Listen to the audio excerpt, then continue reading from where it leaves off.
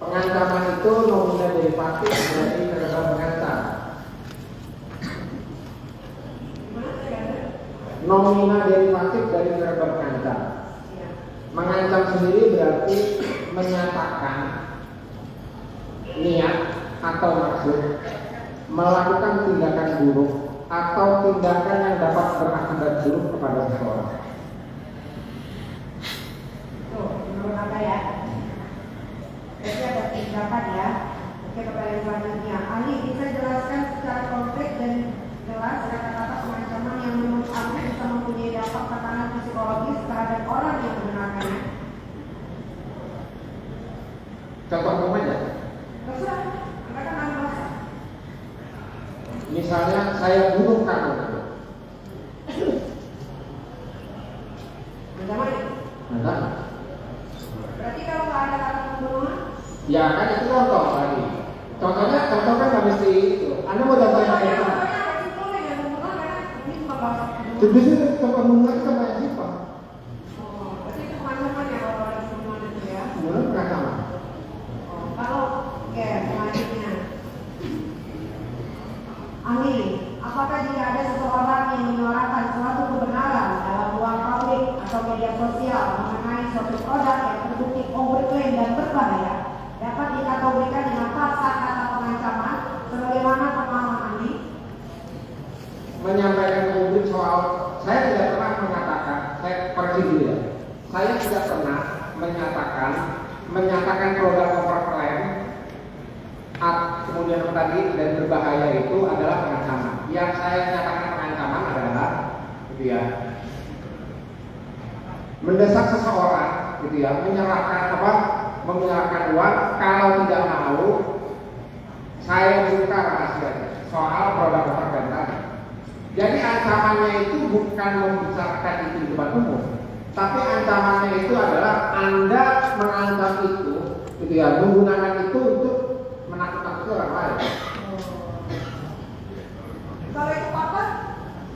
Ya tidak ada urusan saya itu dengan fakta atau tidak. Misalnya Anda tahu saya membunuh, tidak ada orang yang lain tahu selain Anda membunuh saya. Terus Anda bilang gini, kalau Anda tidak kasih uang saya 1 miliar, saya ungkapkan kepada publik bahwa Anda sudah membunuh saudara Anda misalnya. Itu pengancamannya bukan membeberkannya.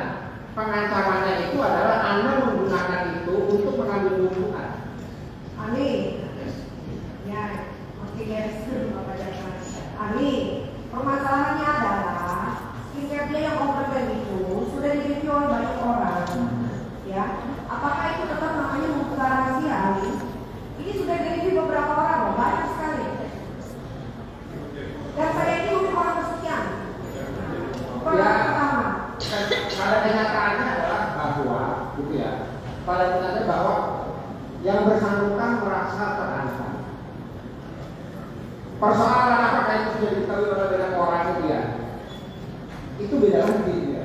Oh, Anda tahu itu dia terancam dari mana? Dari chat, bukti chat? Saya tidak pernah mengatakan dia terancam. Tadi itu Ali bahasa bilang kan? Saya tidak mengatakan dia terancam di dalam dia. Saya hanya bilang Anda sudah mengancam. Persoalan dia terancam atau tidak itu bukan urusan saya. Anda tahu dari mana kalau dia diancam? Melalui pernyataan Anda kan bilang kalau Anda tidak kasih uang saya 5 miliar, salah. Anda tadi tidak baca BAP. Saya tidak pernah bicara seperti itu. Ya, itu main. Itu main ya. Nanti saya bilang Anda percaya dong. Tolong jangan berbalas. Tahu dari mana itu untuk meminta saya? Saya membaca. Tolong jangan berbalas.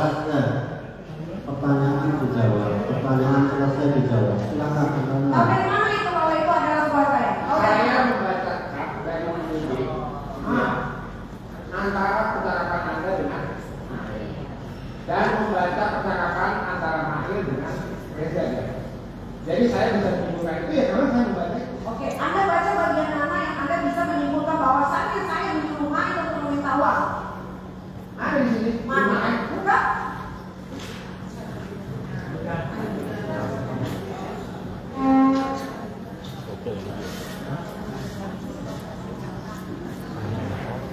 Halaman 105. Kami ini udah punya skincare semua, jadi jangan bohong apa yang bermakna 5M, biar dia dulu, tapi mulutnya ini mahal. Jadi ini enggak 5M. Iya. Tapi Anda menyimpulkan itu kalau tadi itu disuruh saya. Iya. Kan saya bilang permintaan itu tidak mesti diungkapkan dalam bentuk perintah. Saya sudah bersama tadi, kalau masih saya tidak bisa diam, ya, berisik di kelas, kemudian saya membuat perintah, saya tidak harus memerintahkannya dengan kata diam. Saya bisa menggunakannya dengan bentuk pertanyaan. Saya tidak. Itu pertanyaan kami. Fungsinya adalah perintah. Oke, berarti Anda bilang saya. Oke, pertanyaan selanjutnya. Anda tidak tidak sama rekaman yang sudah disebar sama Reza Dari? Saya sudah jawab tadi. Tidak didengar. Berarti Anda cuma fokus sama isi chat aja, Ya. sama yang sudah di apa namanya? Iya. Yang sudah di Transkrip. Ya. Anda tidak mendengarkan suara rekamannya. Baik, saya dengarkan ya. Anda dengar ya. Ini semua pakai bahasa Indonesia. Izin yang mulia.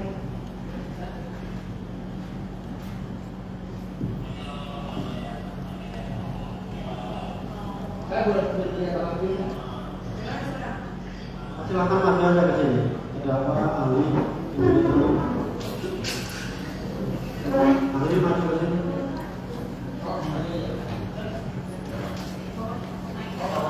Mic-nya di bawah mic-nya. Ini terdakwa mau mendengarkan videonya, coba didengarkan. Pernah dengar tidak?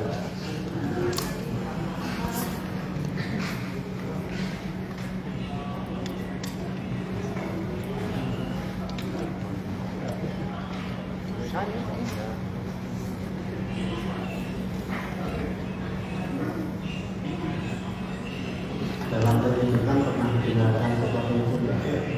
Atau cuma membaca transkrip?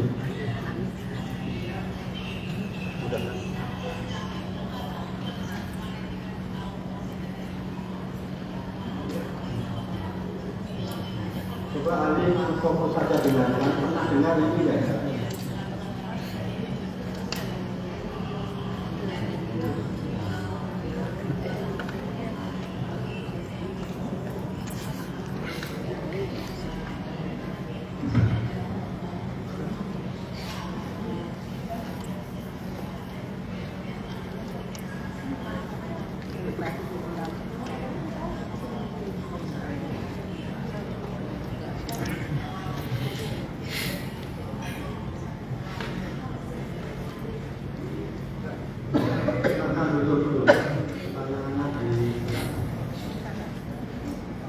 Ahli pernah mendengar video ini?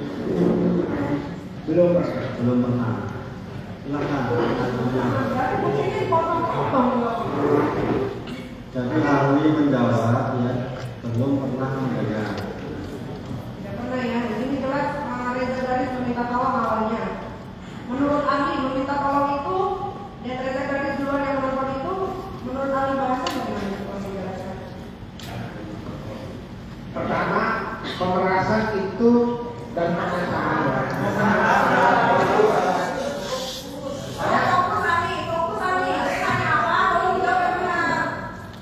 Tidak ada hubungannya dengan siapa yang menghubungi. Tidak ada satu pun buku secara teoritis yang menjelaskan pengancaman dan pemerasan itu harus pertanyaannya. Sebentar ya, tolong dihormati terdakwa.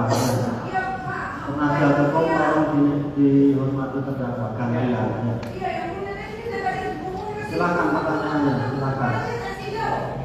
Silakan pertanyaannya terdakwa. Ya, Terdakwa pertanyaannya.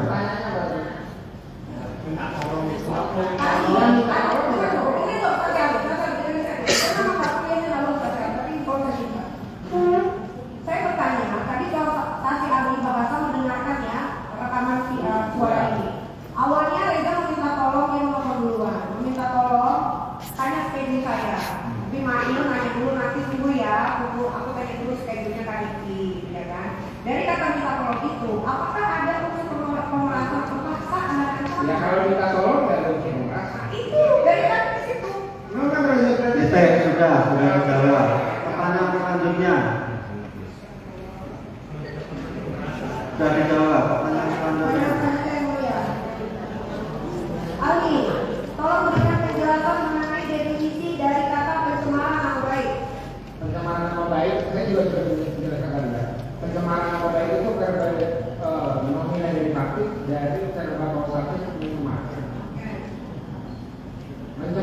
itu berarti ya karena dia berbuat sakit dia menyebabkan satu hal yang memiliki identifikasi yang di dalamnya ya di dalam mereka tersebut merasa dimakan dan membuat sesuatu menjadi cemar.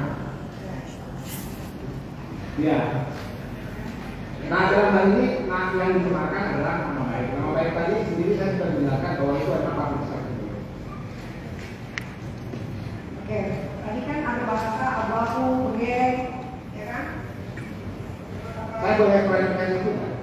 Soal Sebentar, ahli ya, tunggu dulu pertanyaan ahli. Iya. Saya begeng kan, abu-abu, begeng, cungkring, ya kan? Kalau menurut ahli, dengan dibilang abu-abu, cungkring, begeng itu adalah pencemaran baik, kalau dia di video ini sendiri mengakui bahwa dia abu-abu dan cungkring, bagaimana? Saya boleh klarifikasi ya. Ini yang mau lihat mau ngasih lihat video yang Ya, dijawab. Supaya Anda tahu apakah Anda harus menyimpan itu atau enggak. Ya. Yang pertama saya tidak pernah mengatakan bahwa kurus, cungkring, terutama abu-abu tadi itu merupakan pencemaran nama baik. Bukan. Sebentar, biar dijawab dulu. Sebentar, nama saya. Biar dijawab. Saya tidak pernah menjawab di BAP soal pencemaran nama baik. Itu penghinaan. Penghinaan itu berbeda dengan pencemaran nama baik. Penghinaan itu kalau biar dijawab dulunya. saya jawab dulu ya. Saya supaya itu penghinaan. Penghinaan itu berbeda dengan pencemaran nama baik. Pencemaran nama baik itu dilakukan melalui fitnah, sedangkan penghinaan itu melalui kosakata, itu ya, mengasosiasikan sesuatu dengan kosakata negatif. Saya tadi bilangkan soal negatif tadi. Jadi karena mengasosiasikan sesuatu dengan kosakata negatif itu namanya penghinaan. Tapi pencemaran hanya bisa dilakukan melalui fitnah. Fitnah itu menuduh seseorang melakukan sesuatu dengan tanpa bisa membuktikan. Kalau faktanya bisa dibuktikan bagaimana? Kalau faktanya itu bisa dibuktikan, maka itu bukan pencemaran nama baik. Baik, yang mulia ini kasih lihat video yang mulia. Silakan. Ahli silakan maju untuk umum.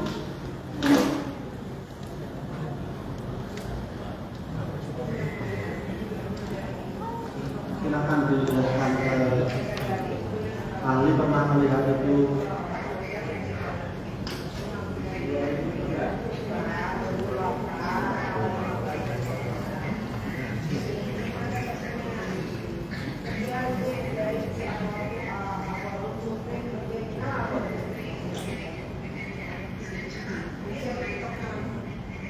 Pernah melihat ahli? Duduk dulu. Jadi ahli belum pernah melihat videonya. Pertanyaannya apa? Silakan. Pertanyaannya apa? Pertanyaannya, apakah kalau Siregar ini sudah mengakui bahwa dia abu, cungkring, begeng adalah konotasinya adalah negatif? Iya. Dia mengakui loh di video ini.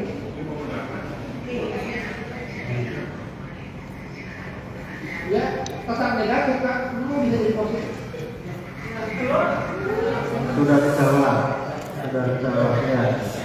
Kalau tidak sependapat ya nanti disampaikan di pembelaan. Ada pertanyaan lagi?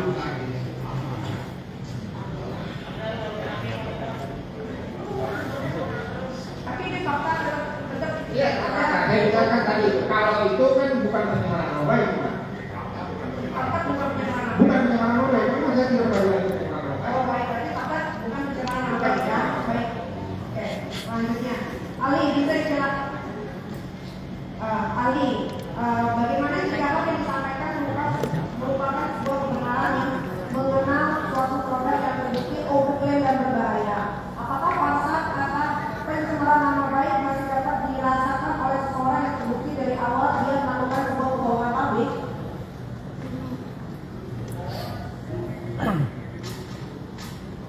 Kalau ada masalah apa soal dia menjual produk yang terkait dengan bahaya. Kalau memang terbukti itu bagaimana?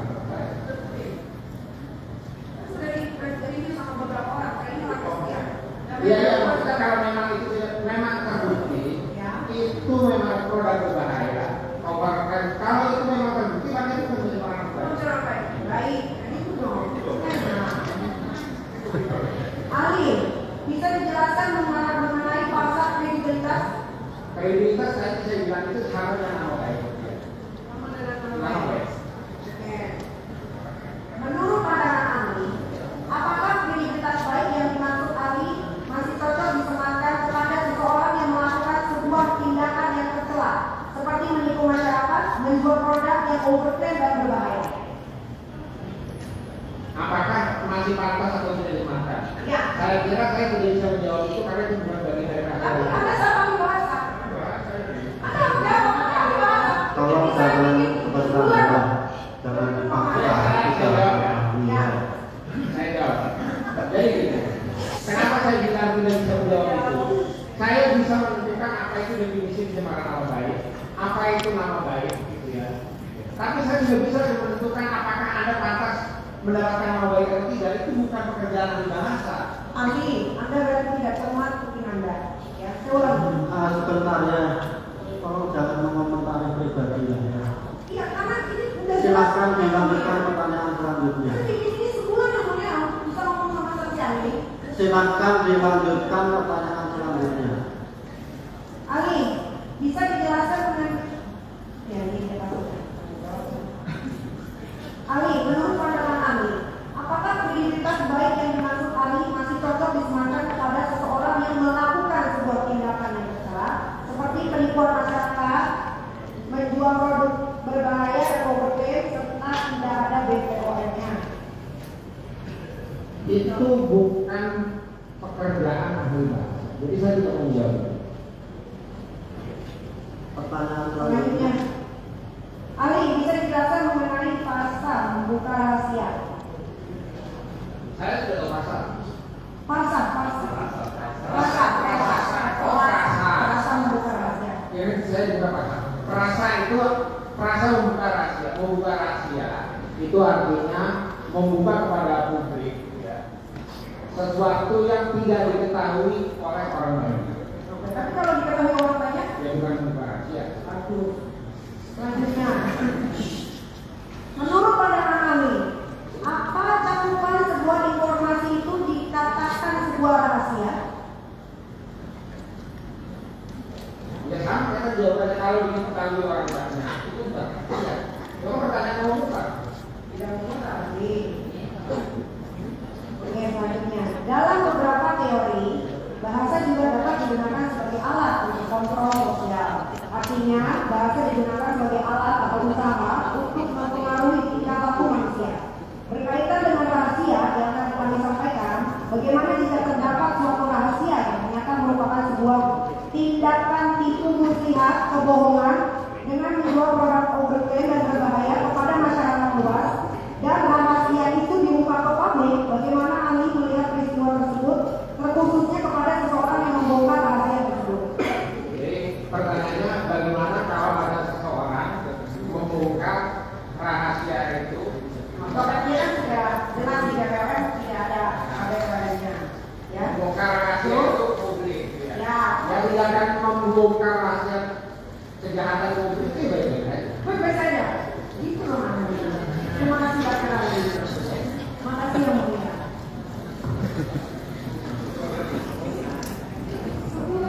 Kami sudah panjang lebar mengurusi pembahasan sebelumnya. Ada majelis mau tanya apa lagi ya.